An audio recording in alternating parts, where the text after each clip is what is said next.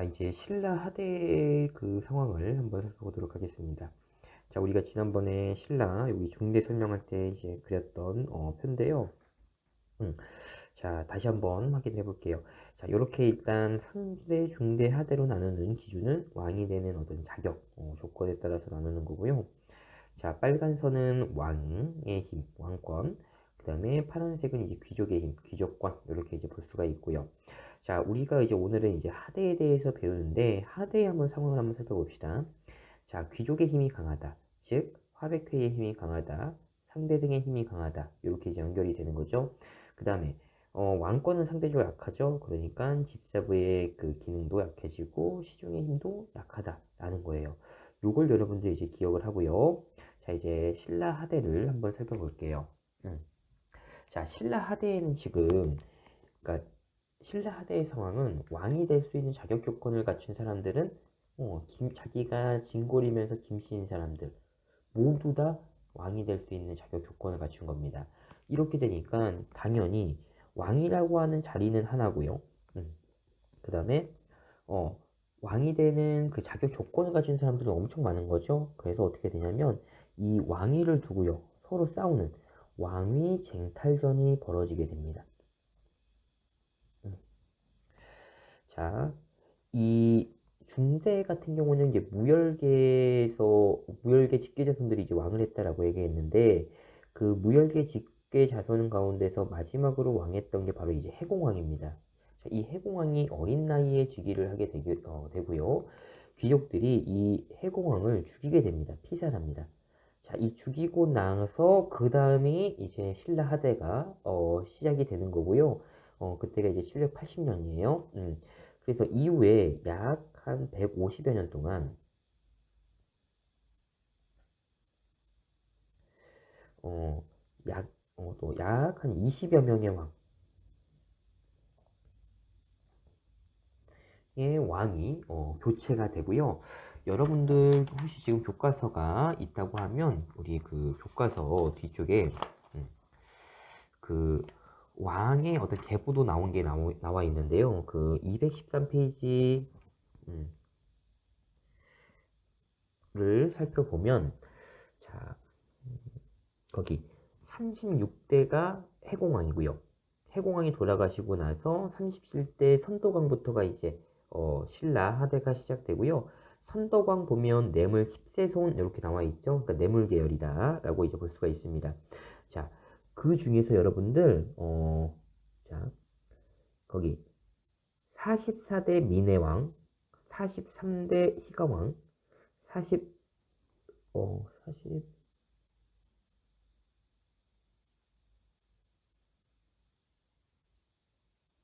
아니, 아니, 잠깐만, 다시. 44대 민해왕, 45대 신무왕, 46대 문성왕. 요 44, 45, 46 왕을 한번 봐보세요. 자, 839년의 왕은 누구죠? 839년의 왕을 아는 사람. 이 세 명이 다 왕이죠. 자, 그래서 그러니까 신라 하대에 왕이 자주 교체가 되니까 839년 같은 경우에는요, 세 명의 왕이 있어요. 되게 이제 서로 죽이고 왕하고 서로 죽이고 왕하고 그런 이제 상황이 벌어지게 됐다 이렇게 이제 볼 수가 있습니다. 그만큼 왕위 쟁탈전이 치열하게 되게 벌어지고요. 자, 중앙에서 이렇게 진골귀족들이 싸우다 보니까 지방에서는 또 이제 지방 세력이 음, 그 반란을 일으킵니다. 요거는 거의 이제 중앙에 대한 어떤 도전이라고 이제 볼 수가 있는데, 자, 대표적으로 이제 김원창이라고 하는 사람이 난을 일으켜요. 자, 이 김원창이라고 하는 사람은 누구냐면, 이 김원창의 아버지가 김주원이라고 하는 사람인데, 당시 이제 신라 원성왕이랑 그 왕위쟁탈전 하다가 합니다. 이 김주원이라는 사람이. 그 사람의 아들인데요. 자, 이 김원창 입장에서는 자기 아버지가 왕이 되면 자기가 이제 자연스럽게 이제 왕이 되겠죠.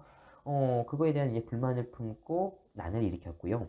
그 다음에 또 우리 이 신라의 바다를 주름잡았던 사람 장보고라고 있죠. 자, 이 장보고도 난을 일으킵니다.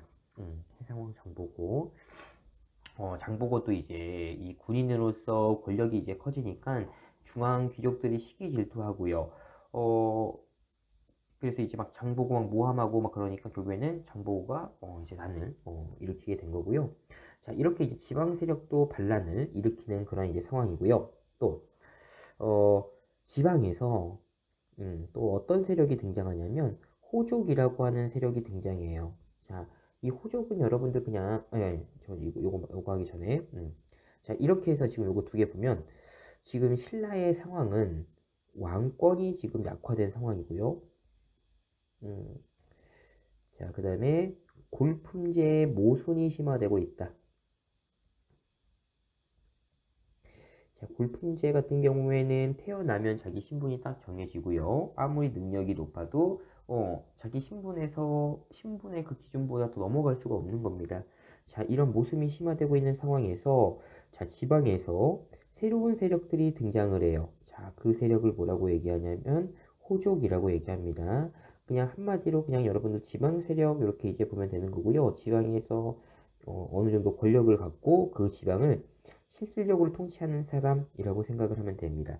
그러니까 중앙은 지금 서로 진골들이 싸우고 있으니까 지방에 대해서 이제 관리가 이제 그 안 되죠. 안 되고 이렇게 되니까 지방에서 스스로 그 지방을 통치하는 세력들이 등장을 하는 겁니다. 자, 이 사람들은 스스로를 성주, 성의 주인, 뭐 장군 이렇게 이제 칭하면서 실질적으로 그 지역을 장악을 하게 되고요. 통치를 하게 되고요. 그럼 어떤 사람들이 이렇게 이제 호족이 되냐면, 원래는 이제 중앙 귀족이었다가, 뭐 이게 왕위 쟁탈전 또는 이제 그냥 권력 다툼 뭐 이런 거에서 밀려나서 지방으로 이제 내려온 사람들, 그 사람들이 또 이제 힘을 얻어서 호족으로 성장하거나, 또는 군진 세력이라고 해서 군인들도 성장하고, 뭐 해상 세력이라고 해서 또 이제 그 무역을 통해서 권력을 잡은 사람들 거의 비슷하긴 합니다. 이 사람들이 이제 호족이 되기도 하고요. 제일 많은 거는 이제 촌주입니다. 자, 이 촌주 세력들이 그러니까 마을의 리더죠, 이장님. 이 촌주 세력들이 이제 호족으로 성장할 경우가 많다라는 거예요. 자, 이렇게 이제 호족들이 성장했다라는 거 이제 확인을 해보고요. 자, 그 다음에 또 새로운 사상이 또 등장을 합니다. 자, 어떤 게 있냐면 크게 두 가지 새로운 사상이 등장을 해요. 하나는 이제 선종이라고 하는 이제 불교의 한 종파가 등장하고요. 그 다음은 이제 풍수지리설. 자, 풍수지리설 같은 경우에는 이 선종 스님이었던 도선이라고 하는 사람이 이제 중국으로부터 이제 들여온 거고요. 이 풍수지리설은 어떤 이제 그 자연의 어떤 모양, 산의 모양, 어떤 이제 강의 모양 이런 게 인간의 어떤 삶에 영향을 미친다라고 이제 생각을 하게 되는 겁니다.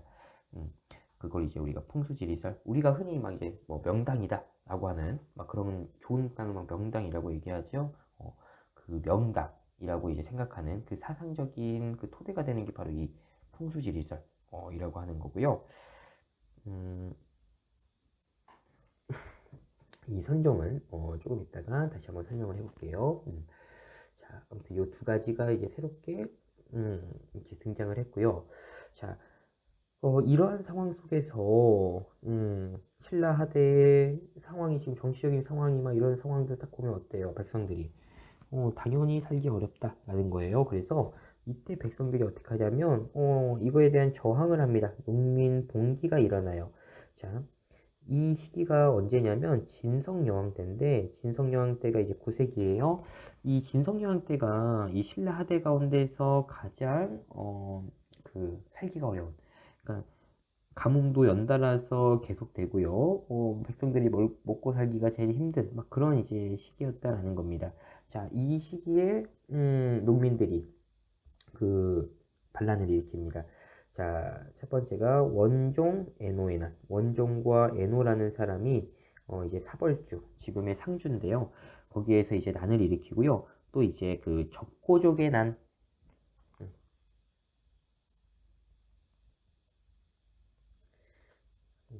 여기에서 이 적고족이라고 하는 거는 그 그러니까 붉은 바지를 입은 도적대라는 뜻이에요. 그러니까 농민들이 살기 어려우니까 어떻게 하냐면 그 스스로 도적이 되는 겁니다. 도둑질 해가지고 이제 먹고 살겠다 이런 거죠. 자, 이러한 이제 그 농민 봉기가 벌어지고 있는 그런 상황이었다. 라고 이제 볼 수가 있고요. 음. 자, 그 다음에 자, 이러한 상황 속에서 이 호족들 가운데서 이제 다른 그 지역의 호족들을 막 규합을 해가지고 지배한 다음에 나라까지 건국한 호족들이 등장을 해요. 자, 그래서 이 시기에 새로운 나라가 등장합니다. 자, 후백제, 그 다음에 후고구려. 이렇게 이제 두 개의 나라가 새롭게 등장을 하는데요. 자, 후백제는 900년, 후고구려는 901년에 이제 등장을 한 나라예요. 자, 먼저 후백제를 건국한 사람은 누구냐면 견훤입니다. 견훤. 자, 견훤도 이제 그러니까 이제 호족이죠. 호족이고요. 견훤은 이제 군진 세력입니다. 참고로 군인이었습니다. 어디 완산주라고 하는 지역에서 지금의 전주입니다. 자, 여기에서 이제 후백제 건국하고요. 후고구려 같은 경우에는 이제 궁예라고 하는 사람이 궁예라고 하는 사람이 건국을 하고 이제 어디서 건국했냐면 이제 그 뭐야 거기 송악, 여기가 지금의 개성입니다. 여기에서 이제 처음에 건국을 했고요. 나중에 뭐 옮기기도 합니다. 그 위치를 그거를. 그런데 일단은 개성이고요. 그 다음에 참고로 이제 궁예 같은 경우에는 그 궁예 같은 경우에는 그 왕족 출신입니다. 왕족 출신. 근데 이제 서자라서 어렸을 때 이제 죽임을 당할 뻔하다가 결국에 이제 왕에서 그러니까 쫓겨난 거죠. 결국에는 죽임을 당할 뻔했는데 이제 그 궁예를 이제 돌봤던 그 유모가 이제 데리고 이제 피신해가지고 이제 살게 된 거고요. 이제 어렸을 때 막 절에도 있고요. 절에 있다가 나와가지고 이제 그 당시 유명한 이제 그 호족 중에서 양길이라고 있는데 그 양길에 부하로 들어가서 거기서 이제 힘을 좀 얻어가지고 자기 세력 형성한 다음에 이제 후고구려 이렇게 이제 만든 겁니다. 자, 이렇게까지 보고요. 그 다음에 아까 그 위에 새로운 사상 중에서 그 선종에 대해서 한번 설명을 한번 해볼게요. 내려와서 일단 이제 선종도 불교의 한 종파입니다. 이 불교라는 종교에서는 결국에 목적이 뭐냐면 부처가 되는 게 이제 목적입니다. 해탈을 해서 부처가 된다. 이게 이제 부처 불자인데 이 부처가 되는 방법에 따라서 그러니까 어떻게 하면 부처가 되냐라고 사람들이 막 이제 이제 막 그 의논하겠죠. 생각하고요. 크게 두 가지 막 그 논쟁이 이제 벌어진 겁니다. 교리는. 하나는 부처님의 말씀을 그대로 색깔을 다르게 해볼게요. 부처님의 말씀을 그대로 따라서 행하면 부처가 된다라고 하는 사람들이 또 이제 있고요. 또 하나는 아니다. 부처가 되는 건 개인의 어떤 마음먹기에 따라 달렸다. 이렇게 생각하는 사람들이 있는 겁니다. 자, 그래서 부처님의 말씀을 그대로 따라서 행하면 부처가 된다라고 생각하는 사람들이 모여서 교종을 만들고요. 그 다음에 부처님이 되는 건 마음먹기에 따라 달렸다라고 하는 사람들이 모여서 선종이 이렇게 이제 만들어진 거예요. 그래서 불교가 크게 교종, 선종 이렇게 이제 나눠진 거고요. 각각의 또 특징이 또 있습니다. 먼저 교종부터 한번 살펴볼게요. 부처님의 말씀을 그대로 따라서 행하면 부처가 될 수 있다라고 하는 사람들은요. 부처님의 말씀을 그대로 행해야 되겠죠? 자, 이 부처님의 말씀이 어디에 적혀 있냐면 불교 경전에 적혀져 있다라는 거예요. 그래서 이 사람들은 불교 경전을 중시 여길 수밖에 없는 거고, 그리고요, 이 경전은 글씨로 써 있을 거 아니에요. 그러니까 문자. 이 문자를 옛날에 안다라고 하는 거는 귀족들만 안단 말이에요. 그래서 이 교종은 귀족 중심적입니다. 그러니까 교족에서는 이 불교 경전을 읽을 수 있는 이 귀족들만 결국에는 부처가 될 수 있다라고 이제 생각을 하는 겁니다. 자, 그 다음에 조형미술이라고 해서요. 그러니까 이 불교 예술입니다. 뭐 탑, 그 다음에 절, 뭐 종, 막 이런 거. 이 조형 미술을 엄청 이제 거대하게 만들게 되고요. 부처님의 말씀, 부처님이 이렇게 하셨다. 이런 거를 막 사람들한테 보여줘야 되니까 이제 이런 것도 엄청 크게 만들고요. 그다음에 요 시기가 언제냐면 신라 중대 때 이 교정이 유행합니다. 그래서 우리가 경주 가면 뭐 불국사라든지 또 뭐 이제 그 성덕대왕 신종, 에밀레종이라고 하는 거, 뭐 석굴암 이런 거 보면은 규모가 되게 크죠. 크기가 크다라는 거예요. 다 교종 때 신라 중대 때 만들어진 겁니다. 참고로. 자, 그다음에 선종 때 보면 그러니까 선종을 보면 선종은 개인의 마음먹기에 따라서 부처가 될 수 있다라고 하는 거니까 참선. 참선이라고 하는 건 개인 수양하는 겁니다. 참선을 중시하고요. 그 다음에 반귀족적 성격이 있어요. 그러니까 선종에서는 누구나 다 개인 수양을 통해서 그 부처가 될 수 있다. 마음먹기에 따라서 부처가 될 수 있다라고 이제 생각을 하는 겁니다. 그러니까 꼭 귀족이 아니더라도 누구나 다 부처가 될 수 있다라고 이제 생각을 하는 거고요. 그 다음에 선종은 이제 조형미술, 요거는 이제 좀 세태, 합니다. 이렇게 뭐 이렇게 크게 이렇게 이제 만들지 않습니다. 만들지 않고요. 자, 그 다음에 또 요거는 신라 좀 이제 하대에 유행을 해요. 하대에 유행하고 추가적으로요. 하나 빼는 건데 교정에서는 자 부처님의 말씀을 그대로 따라서 행해야 되죠. 그래서 어떤 형식을 강조합니다. 정해져 있는 거. 선종은 어떤 특별한 형식이 없어요. 왜냐면 사람들마다 다 방법이 다르니까 형식을 무시한다. 이렇게 이제 볼 수가 있습니다. 자, 이게 결국에는 교정과 선종의 특징. 이렇게 여러분들 비교해서 볼 수가 있고요. 자, 그래서 이 교정 같은 경우에는 또 나중에 종파가 5개로 나눠져요. 5교. 자, 그 다음에 선종은 9개로 나눠집니다. 구산, 이렇게 5교 구산 이렇게 이제 볼 수가 있어요. 자, 그래서 이 선종이 이제 여기 선종이고 이 새로운 사상, 요 선종과 풍수지리서를 누가 좋아하냐면 바로 호족이 좋아합니다. 왜 좋아하냐면 자, 선종 아까 봐보세요. 선종에서 이 부처를 왕이라고 바꿔보세요. 요거를 그대로 왕이라고 바꿔보면 어때요? 교종에서는 귀족들만 왕이 될 수 있다. 선종에서는 아니다. 누구나 다 왕이 될 수 있다. 자, 호족 입장에서는 어떤 게 당연히 더 좋겠어? 선종이 좋겠죠? 너 신분에 상관없이 누구나 다 왕이 될 수 있다라고 생각하니까, 선종이 좋아하는 거, 이거 호족이 좋아하는 거고요. 풍수지리설은 우리가 이제 막 명당 이런 걸 있잖아. 그래서 이제 사람들이 호족들이 얘기하는 거예요. 어, 신라수도 경주, 음, 땅의 기운이 이제 다했다. 이제 새로운 땅에서 새로운 나라가 만들어질 것이다. 그 땅이 바로 내 땅이다. 음, 이런 식으로 이제 얘기할 수가 있다라는 거예요. 그래서 호족들이 선종과 풍수지리설을 좋아했다. 그거 이제 여러분들 확인하세요. 자, 그 다음에 이제 신라 하대입니다. 자, 8세기 후반부터 이제 신라 하대다라는 건데, 자, 어린 나이에 즉위한 해공왕이 이제 살해됩니다. 살해되고 나서 그 다음부터 이제 신라 하대가 시작됐다라고 볼 수가 있고요. 이후에 150년 동안 왕이 20명이나 바뀌는 등, 왕위 계승 분쟁이 계속 이제 됩니다. 자, 이제 지방 세력도 난을 일으키는데, 김원창, 또 장보고, 이렇게 이제 난을 일으키게 되고요. 자, 그 다음에 또 지방에서 독자적으로 세력을 키워서 성장한 사람들, 그 사람들을 이제 호족 이렇게 이제 불러요. 자, 왕이 쟁탈전에서 패배한 중앙 귀족이 지방으로 내려가 호족이 된 그런 경우도 있고, 대부분은 토착 세력인 천주충이 많았고요.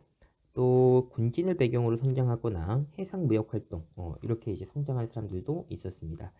자, 밑에 이제 여기 김원창이 난 있는데, 자, 김원창 같은 경우에는 김원창의 아버지가 김주원이라고 해서 왕위 쟁탈전에서 패배한 사람이에요. 그래서 이제 김원창이 자기 아버지가 이제 패배한 거, 그거에 대해서 이제 불만을 품고 난을 일으켰고요. 이제 뭐 장안이라고 하는 나라를 만들게 됩니다. 자, 이렇게 이제 보고요. 자, 이제 다음 페이지 넘어가서 지금 이제 신라 하대니까 백성들이 되게 살기 어려운 그런 이제 상황이에요. 자, 특히나 이 진성여왕 때 9세기입니다. 이때 연달아서 막 가뭄이 일어나고 막 그러면서 백성들이 엄청 이제 살기가 어려우니까 이 사벌주, 지금의 상주 지역이고요. 자, 이 원종과 에노라고 하는 사람이 농민 봉기를 일으키게 됩니다. 자, 또 지방 호족들은요, 이제 스스로 이제 성주나 장군이라고 이렇게 이제 칭하면서 지방을 실질적으로 통치를 하게 됩니다. 자, 여기 왼쪽에 이제 지도가 나와 있습니다. 자, 주요 일단 그 호족을 보면, 자, 완산주에서 견훤, 후백제죠. 그 다음에 왕건은 이제 여기 송악에서, 이거요. 자, 다시. 궁예가 이제 철원에서 이제 등장을 했지만, 후고구려를 만든 거는 여기 송악에서 만들어요. 송악에는 원래 이제 왕건이 이제 그 호족으로서 이제 그 장악을 하고 있던 지역인데, 궁예가 그러니까 왕건이 이제 궁예 밑으로 들어갔었습니다. 그렇게 보고 여기 이제 양길 같은 경우에는 궁예가 이 양길 밑에서 들어가서 세력을 키우게 되는 거고요. 자, 여기 뭐 김원창의 난 이렇게 있고 여기 장보고 여기 청해진 지금의 완도 지역 이렇게 볼 수가 있고요. 여기 보면 또 이제 원종 에노의 난 사벌주 이렇게 이제 볼 수가 있어요. 자, 내려와서 이제 육두품인데요. 자, 육두품은 지배층이었으나 골품조로 인해서 고위 관직 진출에 제한을 받고 있는 상황이라서 최고 관직은 진골이 독차지합니다. 그래서 이제 불만이 이제 계속 많았던 거예요. 자, 그 중에서 이제 대표적으로 육두품 출신 중에서 이 최치원이 진성여왕한테 정치 개혁을 주장을 해요. 건의해요. 그게 뭐냐면 시무시벼조라고 해서 이 시무라고 하는 거는 지금 힘써야 할 것 이런 뜻이에요. 그래서 개혁안 이렇게 이제 보면 되는 거고요. 한 10개 정도 이렇게 이제 개혁안을 이제 진성 여왕에게 올렸으나 우리가 이제 신라 하대에서 이제 제일 이제 시기가 안 좋은 게 이제 진성 여왕 때다라고 이제 이야기했죠. 그러니까 이제 받아들여지지 않고요. 자, 그다음에 유투폰 세력은 현실 불판과 기존 체제에 대한 도전은 골품제의 해체를 촉진하는 요인이 되었다. 이제 막 불만이 유투품에 대한, 그러니까 유투품이 이제 골품제에 대한 불만이 계속 쌓이고 있는 그러한 상황이고요. 음, 자, 각계각층 사람들은 어떻게 생각하고 행동했냐? 자, 진골 귀족들, 왕위 계승 분쟁 이렇게 이제 있고요. 자, 지방 호족들도 이제 성장을 하고 있고요. 육두품 출신들은 골품제를 비판하고 정치개혁 요구 막 이렇게 하고 있는 상황입니다. 자, 육두품 관료들 보면 당에 유학까지 다녀왔고요. 신라에서는 아무 소용이 없다. 진골들이 최고 간직 독점하고 있다. 이렇게 이제 이야기하고 있고요. 자, 호족은 결국에는 이제 새로운 사회를 건설하겠다. 이렇게 있고요. 농민들은 지금 이제 그 음, 불만, 이제 신라에 대한 불만,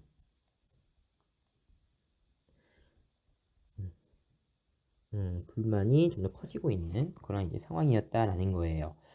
자, 그렇게 보고요. 자, 이제 넘어가서 자, 이 시기에 또 새로운 사상이 이제 유행을 하게 되는데, 자, 교리 연구를 중시한 교종과 달리 선종은 경전 이론에 얽매이지 않고 인간의 마음에 내재된 깨달음을 얻는다는 실천적인 경향이 강했습니다. 자, 호족에게 이제 큰 호응을 얻었고요. 호족의 후원으로 이제 지방에다가 선종 그 사찰이 많이 세워지게 됩니다. 또 선종 승려 도서는 풍수지리 사상을 가져오게 되는데요. 자, 자, 기존의 금성 중심의 지리 인식에서 벗어나서 지방의 중요성을 강조했기 때문에 호족에 또 환영을 받았습니다. 자, 그래서 선종과 풍수 지리 사상은 지방 호족이 진골 중심의 기존 체제를 해체하고 새로운 사회 건설하는 자, 정신적 기반이 되었다라는 거예요. 선종과 풍수 지리 사상이요. 여기 보면은 자, 화순에 쌍봉사 철감 선사탑이라고 해서 요거 이제 승탑입니다. 자, 선종 같은 경우에는 이제 조형미술이 쇠퇴한다라고 해가지고요. 좀 작은 탑, 이러한 이제 승탑들이 만들어졌다라고 이제 이야기했었고요. 자, 내려와서 이제 후삼국을 보면, 자, 견훤이 자, 완산주에서 후백제를 건국합니다. 900년에.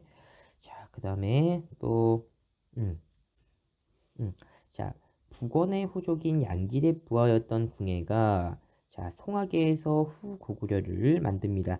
자, 이후에 이제 수도를 막 철원으로 옮기고요. 또 나라 이름도 마진, 태봉 이런 식으로 이제 바꾸게 되고요. 자, 지금 여기 보면 이제 신라 화대, 이제 후삼국이 등장한 그 상황을 볼 수가 있습니다.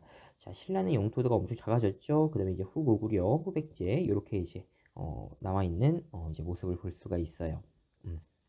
자, 내려와서 이제 스스로 확인 문제 한번 풀어보면 자, 신라 말에 혼란한 틈을 타서 지방에서 새롭게 성장한 세력은 호족이 되겠고요. 자, 선종은 어, 경전의 이론에 얽매이지 않고 인간의 마음에 내재된 깨달음을 얻는다는 실천적인 경향이 강했다 라는 겁니다.